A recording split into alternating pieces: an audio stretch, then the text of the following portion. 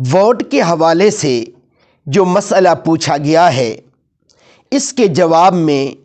چند باتیں آپ انتہائی توجہ سے سماعت فرما لیجیے۔ ہمارا ووٹ ہماری امانت ہے، اور یہ امانت خائن، غدار، مکار، کذاب، ملک و ملت اور غریب رعایا کو ذلیل کرنے والوں کے حوالے ہرگز نہ کریں، بلکہ اپنی ووٹ والی امانت کو امانت کے اہل لوگوں کے حوالے کریں۔ اور اہل لوگ وہ ہیں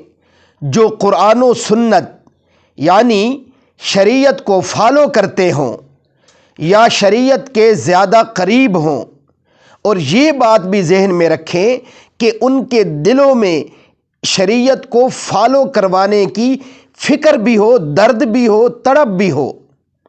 اور دوسری بات یہ ذہن میں رکھیں کہ جو لوگ امیدوار ہیں ہمارے ووٹ کے، ان کے اندر یہ بھی صلاحیت ہونی چاہیے کہ وہ معاشرے کے سماجی، مذہبی اور معاشی مسائل حل کرنے کی صلاحیت بھی رکھتے ہوں اور درد بھی رکھتے ہوں۔